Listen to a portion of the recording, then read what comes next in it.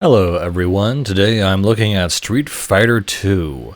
Man, this it takes me back. It's really funny though that this was the game that a lot of people kind of recognize or associate with Prime Street Fighter or their first introduction to Street Fighter. Speaking of which, I realize I've never played Street Fighter 1 if it even exists. I'm sure it exists, but I've never seen it or seen a copy. It'd be interesting to look at that. But yeah, this is the main Street Fighter game, and honestly, I never really liked it as a kid, and I don't even really like it now. It's kind of fun to kind of figure out, Ryu's moves and figuring out how to do all the cool, whatever Hadoukens and whatever, and the sort of semicircles, half circles. But for me, even though playing it now, it's still just I don't know, okay. I think what really I know, I just think compared to Third Strike is just infinitely better, where it has a really well made roster, animations. I mean, the roster is definitely different, but Third Strike also has, I think, just better music, better presentation, and I don't know, I just feel like Street Fighter 2, it's okay, but I don't really know why it got as popular as it did.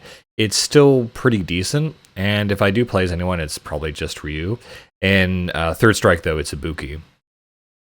But yeah, gosh, these fighting games is kind of like people sink a lot of time into them. They go into a lot of, mastering the move set. I mean, using Chun-Li's, I would think it was like a helicopter move, and once you figure out Ryu's Hadouken, I mean, I don't know, the entirety of fighting games in the 90s was one guy who practiced for like hours trying to figure out the ultimate move set for this character, and then some snot-nosed kid does spams a combo over and over and over again, like Hadouken or something else, that just immediately puts all of that effort to nothing. That's just the nature of fighting games. I think that's really personified in Street Fighter 2.